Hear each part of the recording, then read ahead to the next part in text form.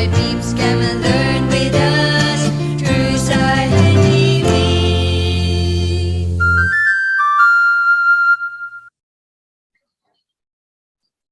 Hello, dear students. Our topic for today is stoichiometry, which is mass to mass, a topic under stoichiometry, conversion of mass to mass. This is your teacher, Andrew M. Famero, Instructor 1 of Romblon State University Laboratory Science High School.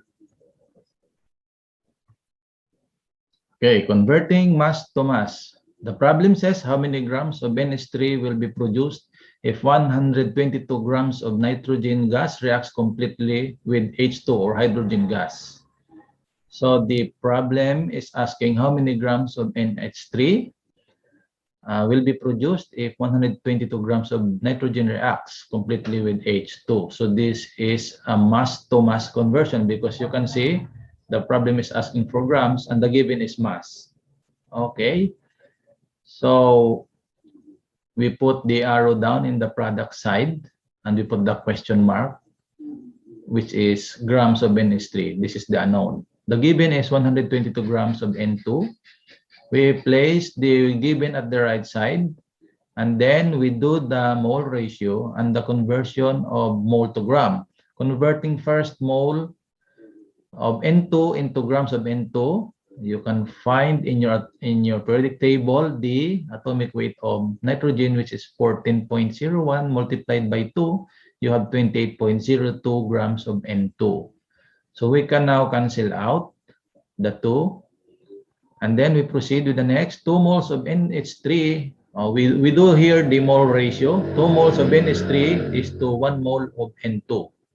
So we can arrive at the grams of NH3. And then we convert again into mole of NH3 into grams of NH3. Okay, so how do we convert? Let me see in the next slide. So you see, what I have told you before. We convert it using the atomic weights found in your periodic table. So in terms of NH3, the atomic weight of hydrogen is 1.008 grams times 3 is equal to 3.02.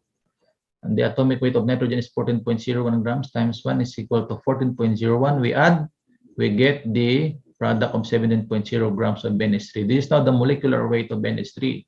While in the above N2, the molecular weight of nitrogen gas or N2 is 2 times 14.01 is equal to 28.02 grams of N2. Okay, going back to the problem. So you do now the mole ratio and you do the dimensional analysis and cancel out. Then you will arrive at 148 grams of NH3. This is now the answer. Okay, so it's quite simple. We have another problem here. So how many grams of magnesium oxide are produced from the complete reaction of 94.2 grams of magnesium? The same approach, we get the atomic weight, we get the molecular weight of magnesium and oxygen. In this case, the atomic weight of magnesium is 94 at 24.31. Okay, so here 1 mole of magnesium divided by 24.31 grams of magnesium. And then we do the mole ratio, 2 moles of magnesium oxide is to 2 moles of magnesium. And then we do the conversion, 1 mole of magnesium oxide is to 40.31 grams of magnesium oxide. Okay, so you can see there, the answer is 156.19 grams of magnesium oxide. So how to compute this very clearly and so you can understand more or understandably, I have a video prepared in Tagalog. So follow this video and then return to this problem of mine so you can understand more. Okay, thank you. I hope you will enjoy learning stoichiometry. Bye-bye. Okay, let's proceed to the fourth conversion, which is mass to mass conversion from grams to grams. So the problem says how many grams of MgO, magnesium oxide, are produced from the complete reaction of 94.2 grams magnesium. Okay, so you notice that the problem needs grams of magnesium oxide. So we need here the arrow, the question mark, grams magnesium oxide. How many grams of magnesium oxide are produced from the complete reaction of 94.2 grams magnesium? This is the given, very clear. 94.2 grams magnesium. So we have the arrow here. 94.2 grams magnesium. Okay, so from here, grams or mass to grams to mass. So mass to mass conversion. Okay, let's solve. We place again here the 94.2 grams of magnesium times, we have here 1 mole. We convert mole of magnesium to grams in order to cancel out. So we have, look for the atomic weight of magnesium in your periodic table. So you will notice that we can cancel out already by just converting mole to grams. Okay, so since we should go to grams of magnesium, dadaan muna tayo sa mole of magnesium oxide. So we have the conversion, 2 moles of magnesium. Para ma-cancel out natin, tingnan nyo ito, moles of magnesium. So ibaba itong unit na to, moles of magnesium. At dito rin sa taas ay para makarating tayo sa magnesium oxide which is needed by the problem in grams. Mag-moles of magnesium oxide muna tayo. Ganyan. So do the mole ratio. 1 mole of magnesium, okay. 2 moles of magnesium is to 2 moles of magnesium oxide. Repeat, 2 moles of magnesium is to 2 moles of magnesium oxide. Okay, so you will notice that we can already cancel out this one. So we have now the moles of magnesium oxide. So moles of magnesium oxide. Now we convert 1 mole of magnesium oxide is to how many grams of magnesium oxide.